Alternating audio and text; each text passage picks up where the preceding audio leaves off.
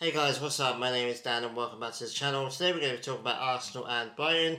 A really important game, obviously, in the league, in the start of the league anyway. And yeah, there's a reason why I've left it like a fair few days now to talk about this game. And everyone knows about what happened in the game. Everyone's talked about it to death. I don't want to talk too much about the referee. I don't want to give him any more attention than he deserves. The only thing I'll say about the referee in this video is that it was an atrocious call. That particular referee's got a history of dealing harshly with Arsenal. I'm not sure if he hates Arsenal or whether he's been told to do what he does. But he made an atrocious call, an egregious call, one that for the offence that was done multiple times this weekend alone, and Declan Rice is the only one that gets booked for it, obviously. And for fans from other clubs that talk about Arsenal being, crybabies and oversensitive, well, all I'll say to you is, there's a reason why we're like this. We get to watch our players get kicked and stamped and pushed. Saka in particular, he gets kicked every single game. Allowed to happen, allowed to happen, allowed to happen. Yeah, like I said, everyone's thinking, Declan Rice has been absolutely kicked off his feet. I mean, it was a horrible kick. It wasn't just a tap, he kicked him off his feet. Everyone's like, okay, cool, he's going to get booked. And yeah, Declan Rice is the one that gets booked for it. Outrageous, just absolutely disgusting. Every single time that you look back at it and you look at it from different angles, it just gets worse and worse and worse. Obviously, the referees on TV or some of the pundits as well, they're obviously paid to stay in line and to kind of back the referees. So even if we are crybabies, even if we're imagining the kind of vendetta that's against Arsenal players, even if you put that to a side, the fact that you can't argue with the referee, you can't question them, they can't be punished. The only thing they can do is maybe not play for the next weekend, and then they're playing again. It's the most protected workforce in existence, I think, apart from maybe dictators. It's the fact that you get screwed over by them on a regular, and you can't question it. You can't complain, otherwise you get fined or banned or whatever. Everyone else in football, fans, players, coaches, managers, even the support staff, if they do something wrong, they get punished for it. And most of the time, including managers, they have to come out and speak in public about it. And players as well. They have to come out after the game and say, look, I'm hold my hands, I did something wrong here. Not so the referees. They can, they're a law unto themselves. And also the fact that there's no consistency. Did he book João Pedro for doing the exact same? He did it worse. I mean, Declan Rice barely tapped the ball. And that was only because it was kicked at him. And it is what it is. I'm not going to get wild up about it. But there's no consistency. Like I said, it happened multiple times this weekend. Arsenal fans are very good at, well, okay, our player got booked for this, but no one else has. And there's a reason.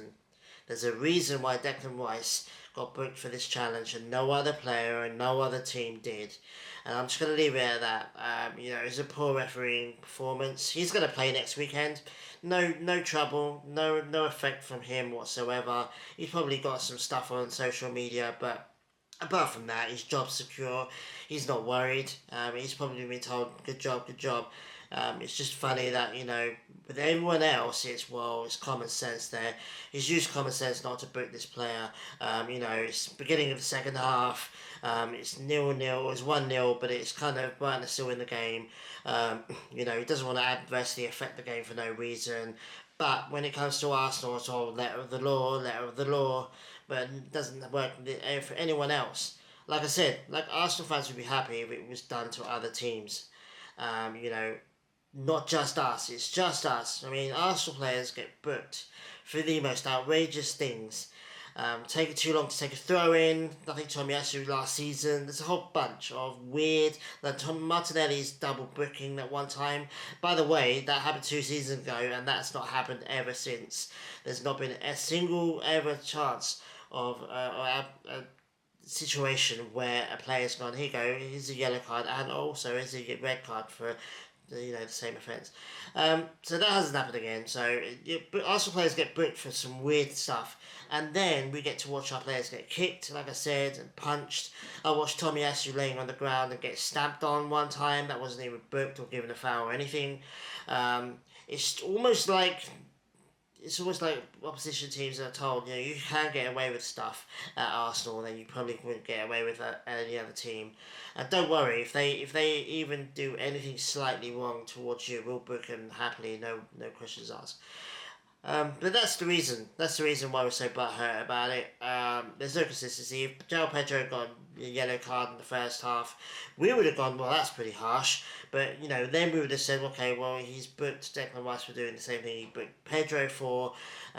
Rice should have been more careful because he's on the yellow card already. But nobody ever, you can tell, everyone in the stands, everyone, all the commentary team, there was just momentary silence because they couldn't quite understand, and then they're like, "Oh, you've got to back the rest here, guys. You've got to back. Oh yeah, well, oh yeah. Ultimately, watching it back, yeah, it was the right call. But you watch it in the moment. Every single commentator is like, "What the hell? What's going on?" Everyone's expecting the player to get booked for kicking Rice, but you're allowed to kick Arsenal players, so that was a bit stupid of everyone. But anyway.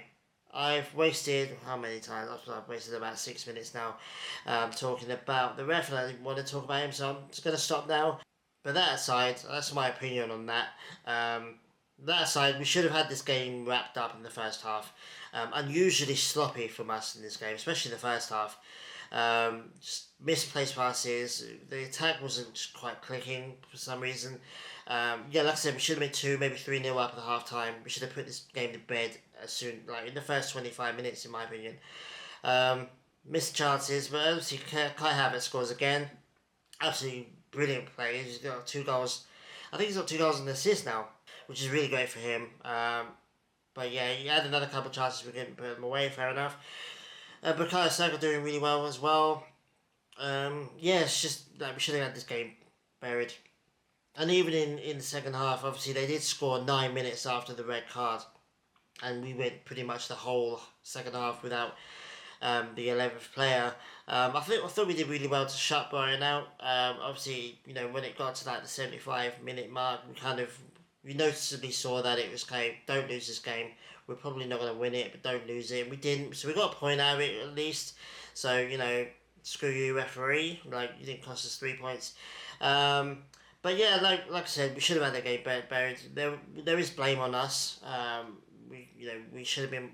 Last season we were way more clinical. Even this season we've been quite clinical. Although having said that, last season we did start slowly and methodically. But yeah, we should have had this game buried. And even the second half, we did have our chances. But I think we still could have quite easily won this game. Brighton were only in it because they had the extra man. Like I said, I've got no beef with Brighton per se. Every team just seems to be allowed to kick us and foul us no end. How João Pedro made it to 95 minutes without a yellow card is absolutely disgusting to me. He's been fouling our players all game, rolling around the floor, all their players dropping like flies. It gets annoying after a while. But it is what it is. You have to expect it now. You have to get used to it as an Arsenal fan, because otherwise it's just going to drive you crazy. It's been a few days now, and if I think about that game too much, it gets me annoyed. So, pretty much. I mean, it's 2 points dropped. Let's be real. But Arsenal don't take all the responsibility. We take some, because obviously, like I said, we should have nailed it in the first half. But yeah, the referee decided, you know what, I'm going to make this a little bit easier for Brighton because I don't want Arsenal to win this game. And made it. Everyone, all the podcasts, all the TV shows, they're all talking about the referee because that's what he wants. He wants the attention on himself. It's disgusting. I'm looking forward to seeing what atrocious calls he makes next weekend because he's a terrible referee. I think it's going to keep happening. So. Yeah, anyway guys, that's my thoughts. It's disappointing. It is what it is though. 7 points from 9 is not so bad, I guess, but City are blowing away teams right now. Haaland's scoring hat-tricks again. You know, Liverpool are flying at the moment as well. They don't look like they've missed a beat changing their coach, but I think that will catch up with them eventually.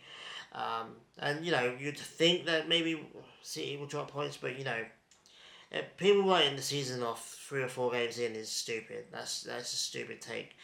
But at the same time, the City team are just juggernauts. They just churn out win after win after win after win after win, and you have to keep up with that. And it sucks that Arsenal play against the 11 players on the pitch, plus the referee, plus the VAR. We have to play against all of those people. It's not just 11 versus 11 anymore for Arsenal. But yeah, anyway, it is what it is. We move on to the North London Derby now. It's a couple of weeks after, obviously after the international break, so we get a good couple of weeks to kind of get over this kind of outrage. Um, and yeah, we go to North London Derby without Declan Rice, obviously, because you know Chris Kavanagh decided that I don't want Declan Rice to play in the next game. Luckily, because it was 2 yellows, he's only getting the 1 game ban, not the 3, which is a little bit of ray of sunshine, I guess. But yeah, North London Derby, it's a huge game. You want your best players playing it, and obviously Declan Rice can't now. So, yeah, anyway, it is what it is, guys. That's my thoughts on this game. Let me know what you think about the game, the referee, I guess, the players. Do you think Declan Rice deserved? I mean, I think he deserved the first yellow, but obviously not the second. But it is what it is. Take it easy, guys. Like and subscribe if you haven't done already. I really do appreciate it. And yeah, I'll see you guys in a couple of weeks for the North London Derby. So take it easy. Enjoy the international break if you can, if it's not too boring for you. And yeah, I'll see you guys very soon. Adios.